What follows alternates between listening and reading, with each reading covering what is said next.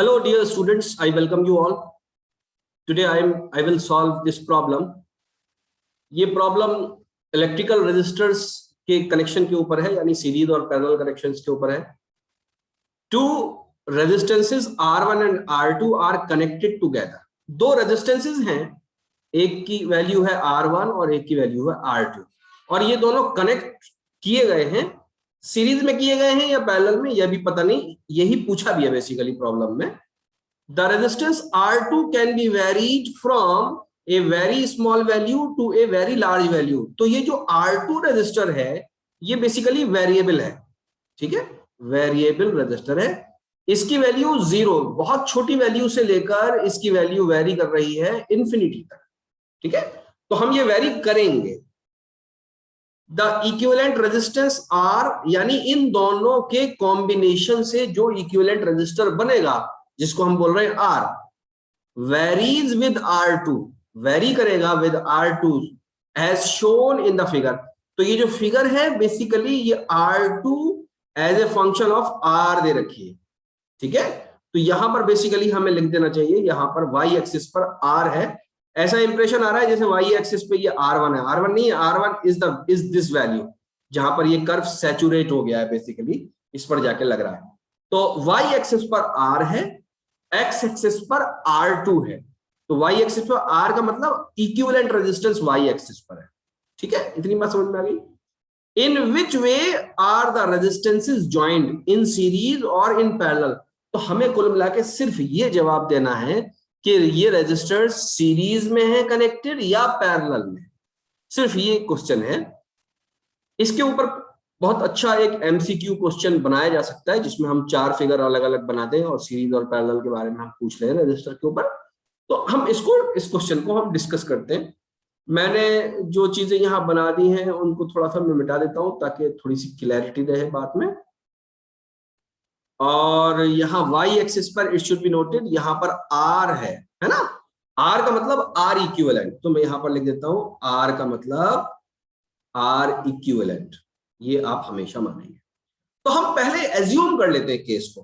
क्या क्या एज्यूम कर लेते हैं? पहला केस लेते हैं हम, पहला केस लेते हैं फर्स्ट केस, ठीक है. फर्स्ट केस लेते हैं. Let R1 and R2 are connected in series, ठीक. सीरीज में कनेक्टेड होंगे तो कैसा ग्राफ बनेगा, सीरीज में कनेक्टेड होंगे तो कैसा ग्राफ बनेगा. गिवन क्या चीज है भाई हमको? गिवन है कि R1 की कोई वैल्यू है और ये कांस्टेंट है, ठीक है. R1 के बारे में कुछ नहीं कहा, इसका मतलब वो कांस्टेंट है, वो बदल नहीं रही है. R2 की वैल्यू जो है वो बदल रही है, बहुत छोटी वैल्यू से लेकर कहां तक पहुंचती है, वो इंफिनिटी तक पहुंचती है. दोनों रजिस्टर सीरीज में है, इसका मतलब R1 ऐसा रहेगा, R2 वेरिएबल रहेगा. This is R2 and this is R1. इन दोनों का जो कॉम्बिनेशन आएगा वो कैसा आएगा? वो आ जाएगा R1 प्लस R2. तो क्योंकि R2 वेरिएबल है तो ये R1 प्लस R2 भी वेरिएबल होगा, और ये किसके बराबर है? ये R के बराबर है.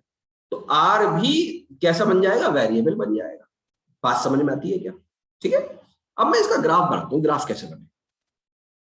तो ग्राफ में ये y एक्सिस, मैं ग्राफ के लिए ब्लैक लाइन इस्तेमाल करूंगा ताकि थोड़ा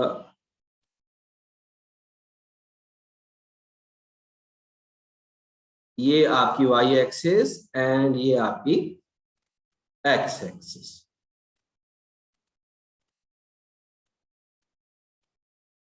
ठीक है. ये आपकी x एक्सिस है और ये आपकी y एक्सिस है. y एक्सिस पे हमें क्या करना है? y एक्सिस पे हमें r रखना है, यानी ये वाली वैल्यू रखनी है. और x एक्सिस पे हमें क्या रखना है? x एक्सिस पे हमें R2 रखना है.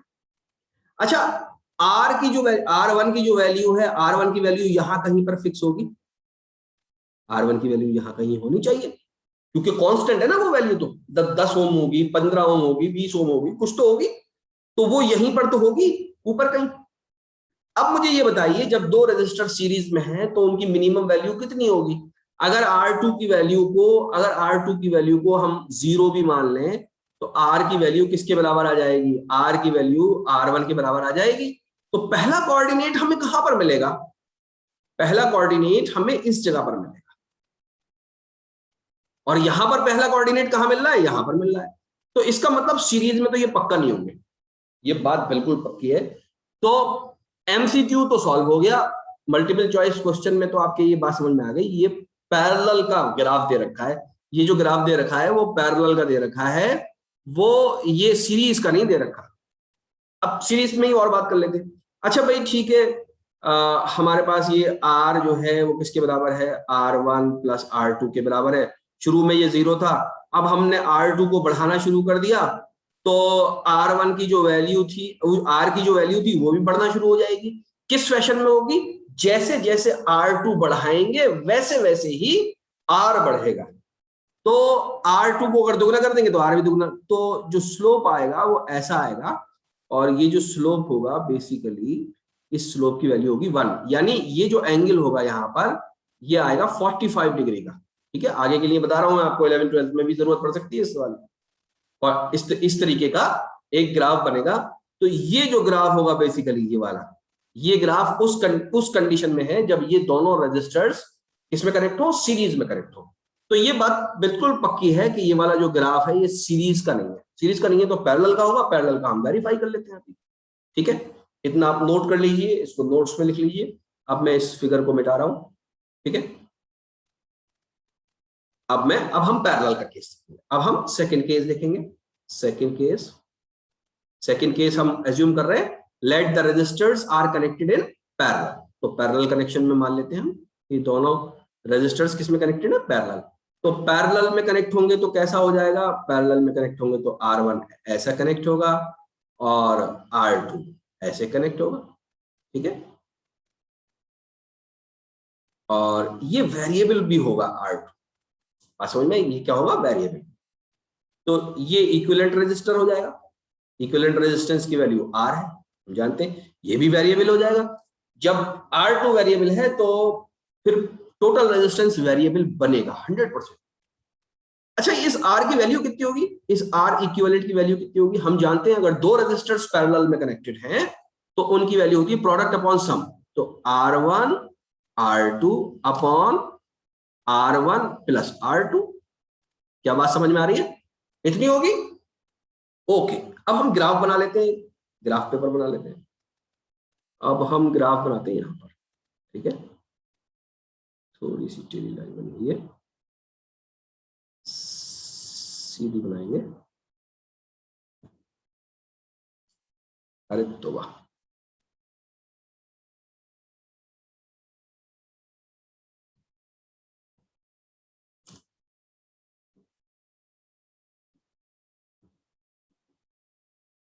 ये वाई एक्सिस हो गया, ये आपके एक्स एक्सिस हो। वाई एक्सिस पे हम जानते हैं हमें क्या लेना है, इक्विवेलेंट रेजिस्टेंस लेना है, आर लेना है। और एक्स एक्सिस पे हमको क्या लेना है, एक्स एक्सिस पे हमें R2 लेना है। तो R2 की वैल्यू 0 से ही तो वेरी करेगी, यहां से ही तो वेरी करेगी।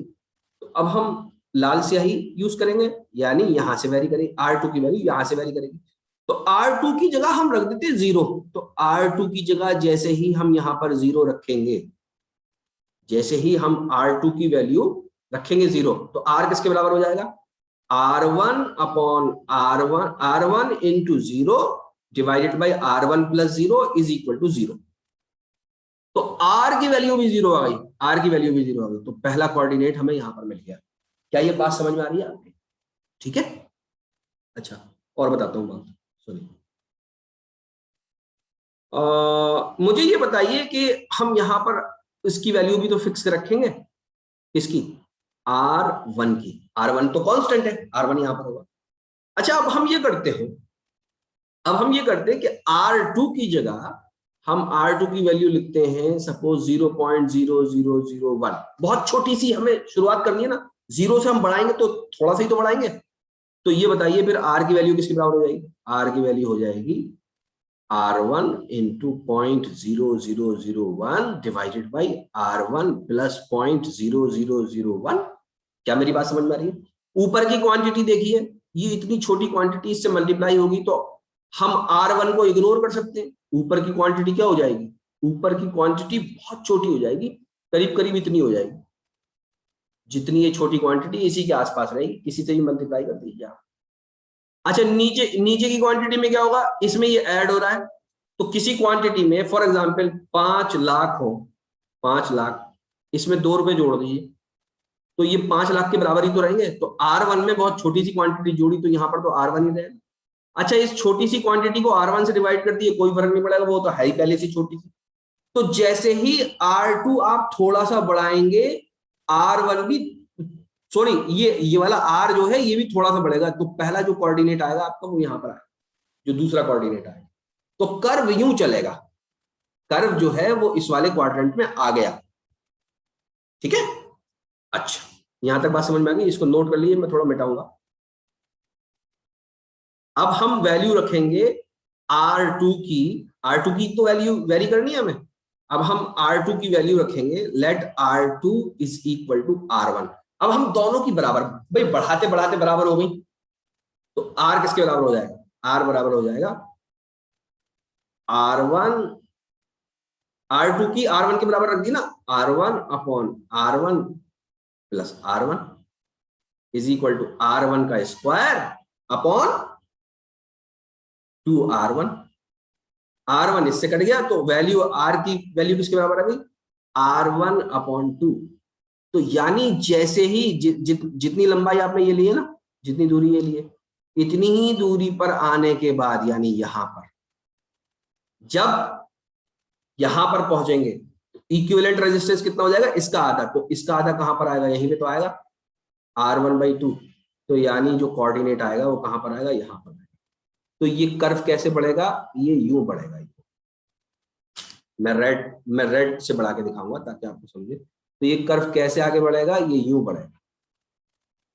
अच्छा, R2 की वैल्यू आप इनफाइनाइट ले जाइए। R2 की वैल्यू कितनी ले जाइए आप? इनफाइनाइट ले जाइए, बहुत ज्यादा बड़ा नहीं है। तो ध्यान से देखिए, ये ऊपर भी R2 है और नीचे भी R2 है। R2 की वैल्यू आप कितनी बढ़ाएंगे? आप जो है वो R2 की वैल्यू को इस R1 से 100 गुना ज्यादा कर दीजिए। R2 की वैल्यू को 100 गुना ज्यादा कर दीजिए। तो मैं यहां पर थोड़ा सा मिटा के बताऊंगा बच्चों आपको। तीसरी जो कंडीशन है कि ये कहां तक जाएगी, वेरी कहां तक करेगी। यानी मैं R2 की वैल्यू को कितना बढ़ा दे रहा हूं? 100 गुना कर दे रहा हूं R1 से, यानी R1 से 100 गुना ज्यादा। बात समझ में आ रही है? तो अब इक्विवेलेंट रेजिस्टेंस किसके बराबर हो जाएगा? इक्विवेलेंट रेजिस्टेंस बराबर हो जाएगा R1 into 100R1 upon R1 plus 100R1। यही तो हो जाएगा। ऊपर क्या हो जाएगा भाई? R1 का स्क्वायर इंटू 100 डिवाइडेड बाई नीचे क्या हो जाएगा? R1 into 101। तो ये इससे कट जाएगा, करीब करीब 0.99 R1 आ जाएगा। तो जब इसकी वैल्यू बहुत आगे निकल जाएगी इधर की तरफ, तो ये कर्व किसको छूने लगेगा? इस R1 को छूने लगेगा। तो ये कर्व किसको छूने लगेगा? R1 को। जैसे ये कर्व यहां पर देखिए, ये वाला जो कर्व है ये किधर छू रहा है? R1 को छू रहा है। तो ये R1 की वैल्यू को छुएगा, लेकिन R1 से कभी भी ज्यादा नहीं हो पाएगा, क्योंकि ये पैरेलल में। मैंने आपको बताया था जब दो रेजिस्टर्स पैरेलल के अंदर होते हैं तो उनकी इक्विवेलेंट वैल्यू सबसे बड़े रेजिस्टर से भी ज्यादा नहीं हो सकती। सॉरी, सबसे छोटे रेजिस्टर से ज्यादा नहीं हो सकती। तो सबसे छोटा तो यही बन जाएगा ना R1, जब हमने R2 की बहुत बढ़ा दी वैल्यू। तो equivalent resistance of A parallel connected, two parallel connected resistors will always be less than or equal to the minimum value of the resistance. वो रेजिस्टेंस जिसकी सबसे छोटी वैल्यू है उससे भी कम रहेगी इक्विवेलेंट रेजिस्टेंस की वैल्यू हमेशा। तो जो कर्व आएगा वो हमेशा ऐसा ही आएगा, यानी ये कर्व एक जगह जाकर सैचुरेट, यानी यहां पर जाके क्या हो जाएगा? सैचुरेट हो जाएगा। आई होप आपके समझ में आ गई होगी बात, है ना? तो ये एक क्वेश्चन है, इसके ऊपर क्वेश्चन बनाया जा सकता है, मैंने इसलिए करवाया इसको। Okay, thank you.